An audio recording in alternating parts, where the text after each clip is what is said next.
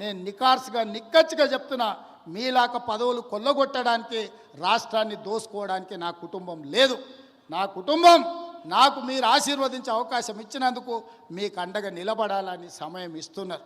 ఇన్నేళ్ళైంది నేను మీకు ఇక్కడికి వచ్చి, ఈడున్న వాళ్ళందరూ నన్ను వ్యతిరేకించేటోళ్ళు రాజకీయంగా కూడా నియోజకవర్గంలో ఎవరి దగ్గరైనా ఒక్క రూపాయి ఎప్పుడైనా ముట్టుకున్నానా మీరు చెప్పండి.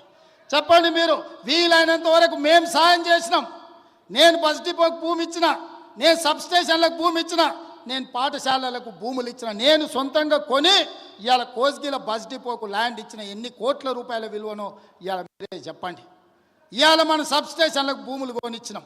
ఏ ఊర్లో గుడి కట్టినా బడి కట్టినా ఎవరు పిల్లలు చదువులకు ఫీజులు కావాలన్నా ఎవరు ఏం కావాలన్నా మా ఇంట్లోకి వెళ్ళి పైసలు ఇచ్చి కొడంగల్ నియోజకవర్గాన్ని ఆదుకున్నాం. పోయిన 5 ఏళ్లలో ఒక ఆయన ఈడ ఉండే ఏం వసూలు చేసిండో మీకు తెలుసు కదా, ఎంతమందిని ముంచిండో మీకు తెలుసు కదా, నేను చెప్పాల్సిన అవసరం ఉందా?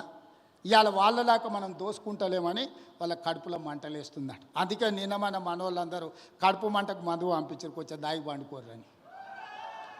అందుకే మిత్రులారా, ఇవాళ ఇంత తక్కువ సమయంలో ఇంత మంచి కార్యక్రమాన్ని ఏర్పాటు చేసి రాష్ట్రానికి అమలు చేస్తున్న సంక్షేమ పథకాలు, రైతు భరోసా, రైతు ఆత్మీయ భరోసా, ఇందిరమ్మ ఇండ్లు, నూతన రేషన్ కార్డుల కార్యక్రమాలను, 4 అద్భుతమైన సంక్షేమ కార్యక్రమాలను ఇవాళ కొడంగల్ శాసనసభ నియోజకవర్గం నుంచి ఈ రాష్ట్రానికి అంకితం చేస్తున్నాం.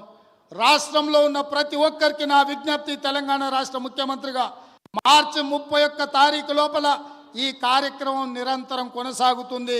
ప్రతి లబ్ధిదారుడికి, అర్హుడైన ప్రతి వాడికి ఈ పథకం అమలు జరుగుతుంది. ప్రతి శాసనసభ నియోజకవర్గంలో మార్చి 31 తారీఖు లోపల ప్రతి నియోజకవర్గానికి 3,500 ఇండ్ల లెక్కన 4,50,000 ఇండ్లు, 22,500 కోట్ల రూపాయలతోటి ఇందిరమ్మ ఇండ్లు అమలు చేసే బాధ్యత కాంగ్రెస్ పార్టీ తీసుకుంటుంది.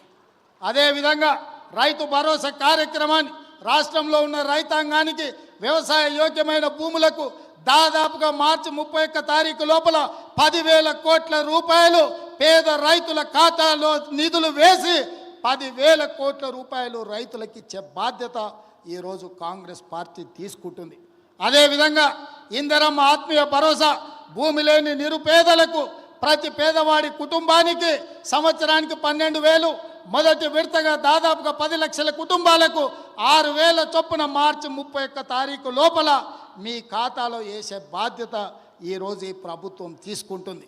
దీంతో పాటు రేషన్ కార్డు లేని ప్రతి పేదవాడికి గ్రామంలో ఉన్న, ఒకవేళ హైదరాబాద్కు వలసపోయి లేకపోతే పూణేనో బొంబాయో ఎక్కడైనా వలసపోయినా మన ప్రాంతంలో నుంచి చాలామంది లంబాడి సోదరులు ఇతర ప్రాంతాలకు వలసపోతున్నారు.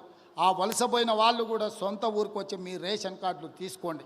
మీకు అందరికీ రేషన్ కార్డులు, రాష్ట్రంలో ఉండే అర్హులైన అందరికీ రేషన్ కార్డులు ఇచ్చే బాధ్యత మన ప్రభుత్వం తీసుకుంటుంది. రేషన్ కార్డు ఉన్న ప్రతి వాళ్లకు సన్న బియ్యం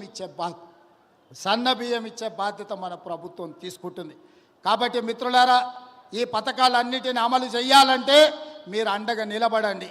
ఈ పథకాలన్నీ ఎవరు అడ్డుపడ్డా వాళ్ళని అడ్డు తొలగించుకొని వీటిని అమలు చేసే బాధ్యత నేను తీసుకుంటా.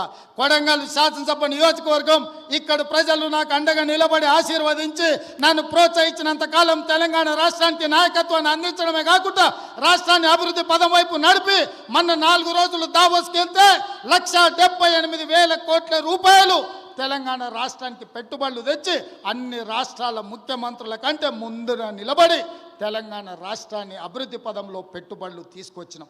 అదేవిధంగా తెలంగాణ రాష్ట్రంలో సంక్షేమ పథకాలను అమలు చేసే బాధ్యత నేను తీసుకుంటా. ఈ అన్ని పనులు చేయాలంటే మీరు నిండు మనసుతో ఆశీర్వదించాలి.